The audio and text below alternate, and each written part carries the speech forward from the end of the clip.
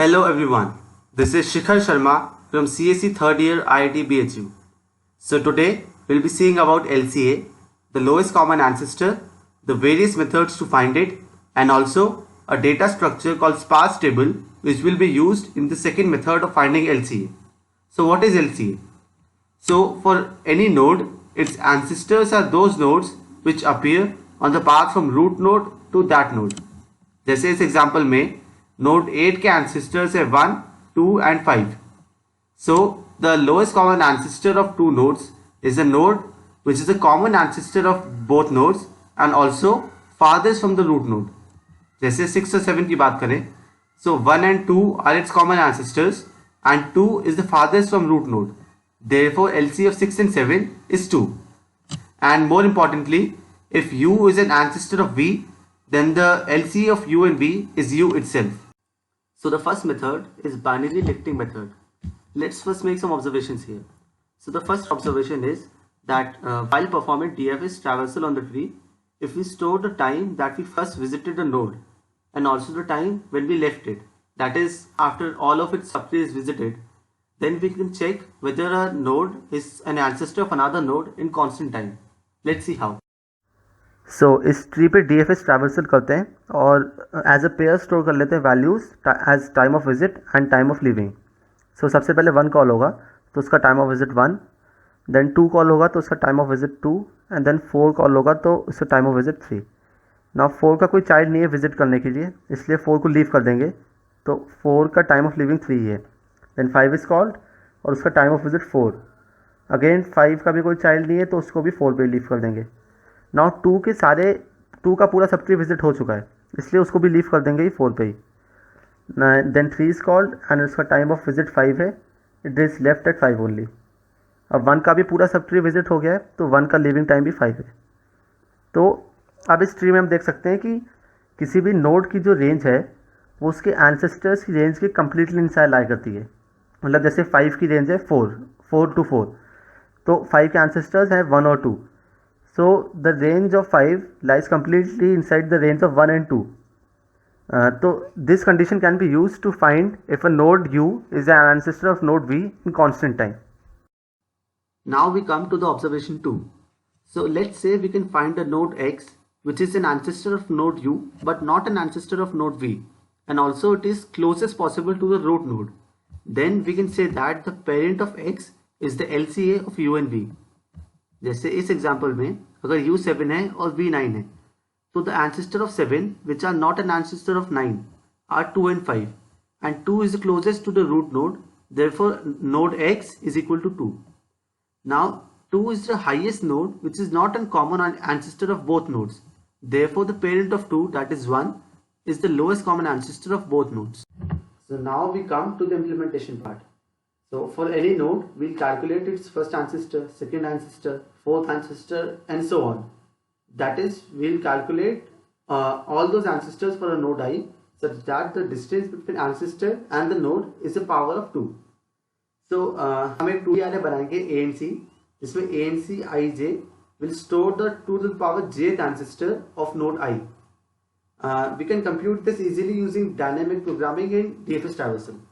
हम यहाँ DFS traversal use कर रहे हैं ताकि जब हम एक नोड को विजिट करें तो उसके सारे एंसेस्टर्स ऑलरेडी विजिटेड हो और उनकी वैल्यू अपडेट हो चुकी हो, so that we can use those values to update the value of ANC for node I. Now the DP transformation used here is this, and it is quite similar to saying that 2 to the power j is equal to 2 to the power j minus 1 plus 2 to the power j minus 1. So on the RHS we are calculating the 2 to the power j minus 1 ancestor of node I. Let's call this U. And then we are calculating the 2 to the power j minus 1 ancestor of node U. So ultimately we are calculating the 2 to the power j ancestor of node I only. And hence we get this DP transformation. Now using the above information, we will calculate the node X, which is the highest ancestor of node U, that is not an ancestor of node V. So let us first understand it using an analogy. So let's say that कि हमें किसी number को distinct powers of 2 में represent करना है. Let's say 13. So we write that number.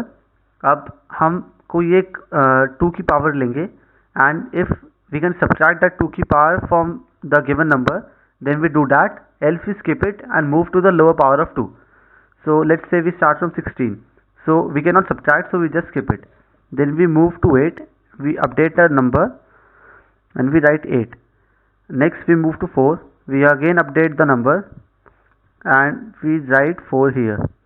Now we move to 2, but we can't subtract 2, therefore we skip it. Next we move to 1, and finally we've got the representation of 13 in distinct powers of 2. तो similarly अब हम node x की value find करेंगे. तो we have node u, एक variable y such that 2 to the power y is n and a variable I which is initialized to y. So हम 2 to the power ith ancestor of u check करेंगे. अगर वो v का ancestor है तो हम इस स्टेप को स्किप कर देंगे. अदरवाइज हम u की वैल्यू अपडेट करके उसको उसके 2 to the power ith ancestor के इक्वल कर देंगे इस स्टेप में.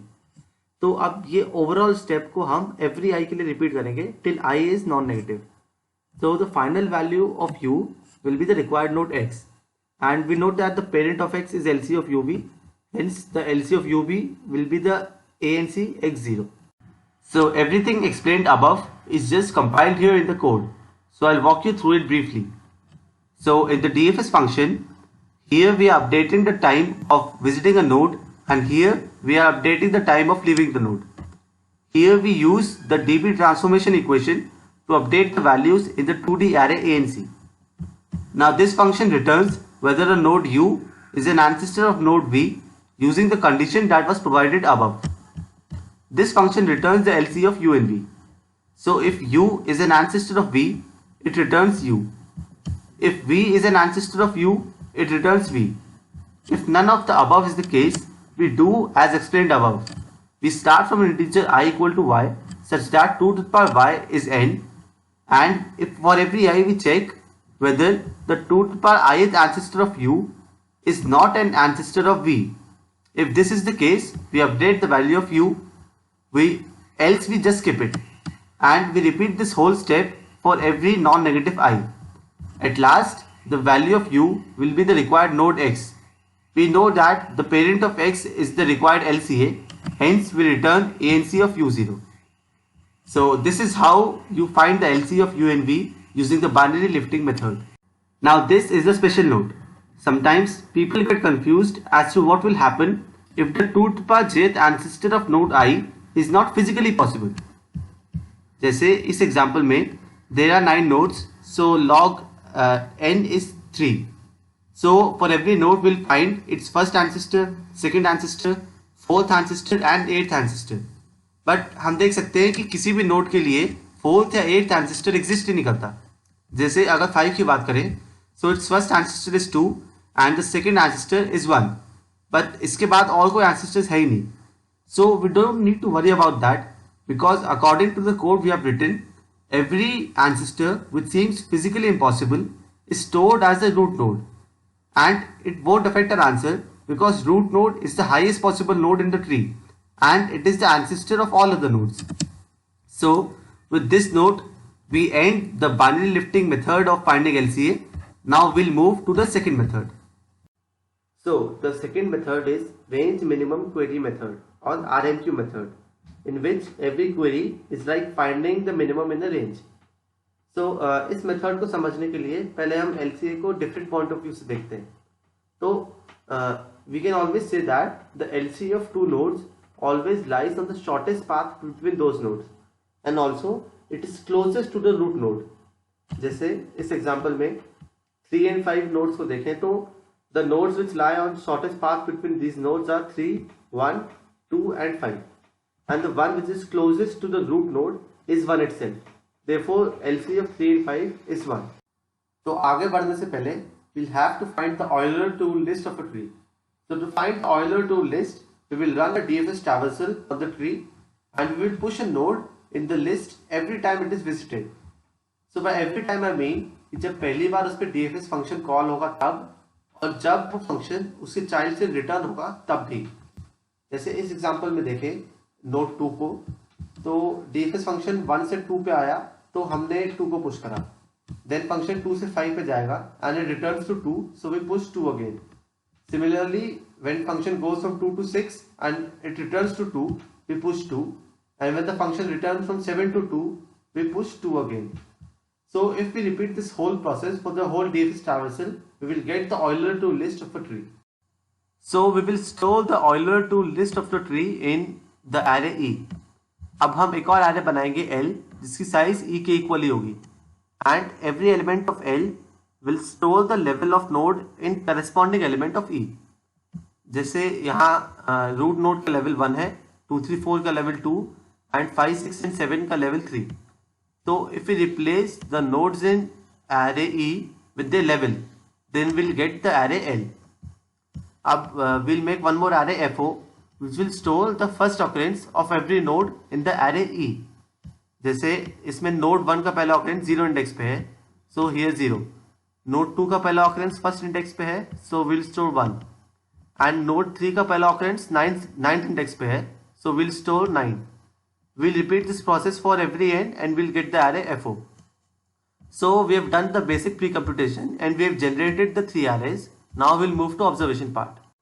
So the first observation is that if we consider the Euler-2 list from first occurrence of U to the first occurrence of V, then इसमें वो nodes तो होंगी ही जो U से V के शॉर्टेस्ट पाथ में है, पर इसमें एडिशनली वो नोड्स भी हो सकती हैं जो इनमें से किसी नोड के सब ट्री में बिलोंग करती हैं. जैसे अगर हम 5 से 4 देखें तो first occurrence of 5 is here and the first occurrence of 4 is here. So we are considering the part this part. So अब अगर हम 5 से 4 का शॉर्टेस्ट पाथ देखें तो it contains 5, 2, 1 and 4. So 5, 2, 1 and 4 are present in this part, but the additional nodes that are present are 6, 7 and 3. So we can see that 6 and 7 2 के sub tree में है और 3 1 के सब ट्री में है. तो the observation we made is correct. So we know that अगर हम सिर्फ शॉर्टेस्ट पाथ वाली नोड्स कंसिडर करें तो उनमें से LCA वो होगा जिसका लेवल सबसे कम है, बट यहाँ कुछ एडिशनल नोड्स भी हैं, but we have already seen that वो एडिशनल नोड्स बाकी नोड्स के सब ट्री में बिलोंग करती है, तो उनका लेवल LCA के लेवल से ज़्यादा ही होगा. So the level of LCA is less than level of nodes in the shortest path and also less than the level of additional nodes. So put this all together, if we consider the part of Euler-2 from first occurrence of U to the first occurrence of V, then LCA is that node जिसका level इन सब में से सबसे कम है. Hence, we have successfully reduced our problem of finding LCA to a standard RNQ problem. Whenever we are asked the LCA of UV, we'll have a range from the first occurrence of U to the first occurrence of V, and we have to find that index on which the lowest value of Li occurs in this range. So this can be solved easily using a segment tree in which every query can be answered in O log n time. But we'll study another data structure called sparse table such that it can answer each query in O of 1 time, that is constant time. So let's see. So sparse table is a data structure that allows you to answer range queries.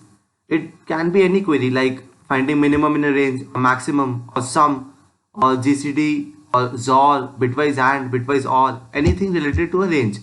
So it can answer most of the queries in log n, but for some queries it can answer in constant time, which we are going to see later. So the only drawback of this data structure is that it can only be used on immutable arrays. That is, unlike segment tree and other structures, we cannot change the values of the array in between.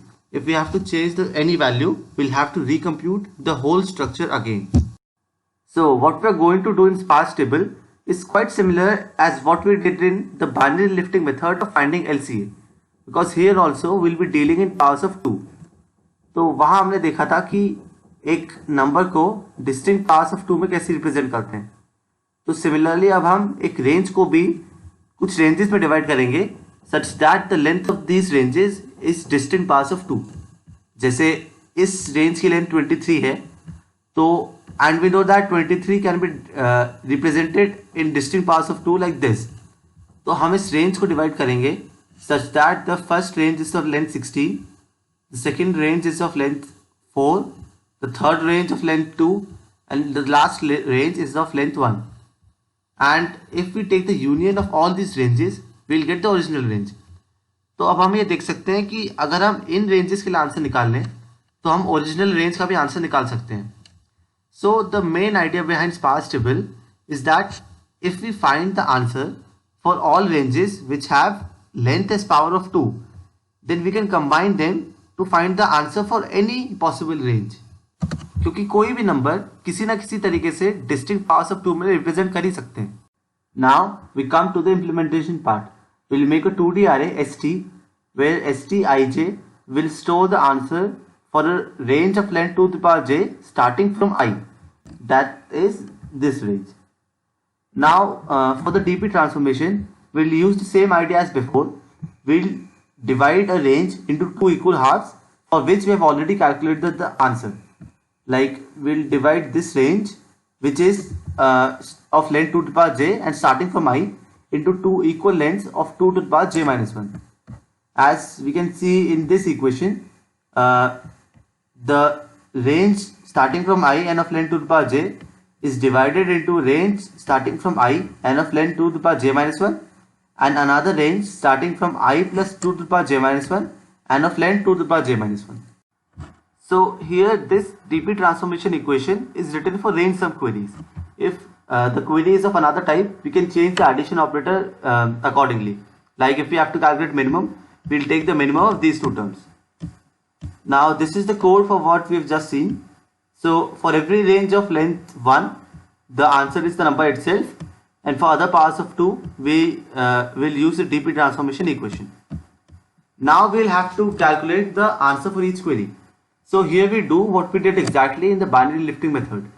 We have a range from L to R and we start from integer I equal to y such that 2 to the power y is length of the range. Now for every I, we check if a range of length 2 to the power I starting from the starting point L is inside the desired range. If it is, then we add st of Li to our answer and we update our L, that is the starting point. If it isn't, we just skip it. We repeat this step for every I till I is non-negative. So finally we will have covered the whole range completely and we'll have the desired answer. So this is the code for the query part, and I've already told you that the code is written for range sum queries. So if there's another type of query, you can change it accordingly. Now as explained above, we start from integer I equal to y such that 2 to the power y is length of the range, and for every I we check whether a range of length 2 to the power I starting from L is within a desired range. If it is, then we add st of Li to our answer and we update our starting point. If it isn't, we'll just skip the step. We'll repeat this whole step for all non-negative i's, and finally we have our answer in the integer sum. So we have seen the query part and we have seen that this was processed in O of log n time. So now we'll come to the part for which we chose sparse table, that is answering queries in O of 1 time. For that, we'll first have to see idempotent functions. So if a function is applied on two equal numbers and it returns that same number, it is called an idempotent function. Or for every idempotent function on x comma x, it returns x for any x. जैसे minimum of x comma x is x, maximum of x comma x is also x, GCD of x comma x is x. So these all are examples of idempotent functions. But अगर हम देखें कि sum of x comma x, so it's not x. Therefore summation is not an idempotent function. So some examples of idempotent functions are minimum, maximum, bitwise OR, bitwise AND, GCD and some more. So sparse table can answer queries in O of 1 time if the query is regarding an idempotent function like range minimum query, range maximum query, or if we have to calculate GCD in a range or any other function which is an idempotent function in a range, it can be calculated in O of 1 time. So let's understand it using an example. तो हमारे पास एक range है 3,13. Now first of all we have to find the maximum power of 2 which is less than or equal to the length of the range. तो यहाँ range की length 11 है, so the maximum possible power of 2 is 8. Now we'll form two ranges with length as 8. First one starting at the starting point and the other ending at the ending point. इन दोनों ranges की length 8 है। अब let's say we consider minimum function. तो अगर हम इस range का minimum पता है और हमें इस रेंज का भी मिनिमम पता है and we calculate the minimum for these two answers, will definitely get the minimum for the range 3,13। इसी को हम दूसरी तरीके से देखें तो we can divide the range 3,10 into 3,5 and 6,10. Similarly, we can divide the range 6,13 in 6,10 and 11,13. So, इन दोनों range का मिनिमम लेना is equivalent to इन चारों रेंज का मिनिमम लेना. Now we can see that the range 6,10 is considered twice. So here is when the idempotent function comes into view. We know that if we apply the idempotent function on two equal values, it just returns the same value. तो यहाँ जब idempotent function in same range पे लगेगा, so it will just return the answer for 6,10. So it is equivalent to considering the range 6,10 just once. So the range with which we are left is nothing but the original range. So we can see that we have calculated the answer for the original range using only two ranges. So this is what we are doing here. We find x such that 2 to the power x is the maximum power of 2, which is less than or equal to the length of the range. Then we find the minimum of two ranges such that both of them have length as 2 to the power x, the first one starting at the starting point and the other which will end at the end point. So this is how we calculate the query of idempotent functions in O of 1 or constant type. Now we come back to our original problem of finding LCA using RMQ method. तो हम sparse table का use करेंगे पर इसमें थोड़ा सा variation होगा. जैसे अगर हमें 5 और 4 का LCA निकालना है तो this is the part of the Euler tour list that we will consider. तो L एरे में हमें यहाँ से यहाँ तक का एक्चुअल मिनिमम नहीं निकालना है बल्कि हमें वो इंडेक्स निकालना है जिस पर मिनिमम ऑकर करे. जैसे यहाँ मिनिमम यहाँ ऑकर कर रहा है, so the corresponding node will be here that is 1. तो this is it. Instead of storing the actual minimum in ST of ij, we will store the index on which the minimum occurs. How I have done it, you will see in the code part. So first of all, in the DFS function, I make the Euler tool list. So I push a node the first time DFS function is called, and whenever a child returns the function to it. Also, I have made an array H which stores the level of each node. Now, in the preprocess function, after making the Euler tool list, I make an array L which stores the level of corresponding node in the array E. Also, I store the first occurrence of every node in the Euler tool list here. Now, we pre-compute the values of the array ST. So बाकी सारा code तो same ही है, इसमें बस वो ही छोटा change है जिसमें instead of storing the minimum we store the index on which minimum occurs. तो वन लेंथ की रेंज में तो मिनिमम सेम इंडेक्स पे ऑकर करेगा and for other parts of 2 क्योंकि ST of ij index store करता है, so we'll check on which index in the array L it has a minimum value. सो जिस भी इंडेक्स पे वैल्यू मिनिमम होगी वो index will store in the ST ij. So STij will have the index which stores the minimum in the range of length 2 to the power j starting from I, and that is what we want. Now we come to the function where we return LC of uv. So we have a range L to R which is from the first occurrence of u to the first occurrence of v, and similarly as above we calculate x such that 2 to the power x is less than equal to the length of the range. Now again, since STij store the index, we'll check which index has a minimum value, and whichever has a minimum value, we'll store that index in the required index I. Now we know that LCA of uv occurs on the node on this index in the array E. Therefore, we return E of I. So this was how we calculated LCA using RMQ method and using sparse table in O of 1 time. Now this is the tip which may help you in some questions.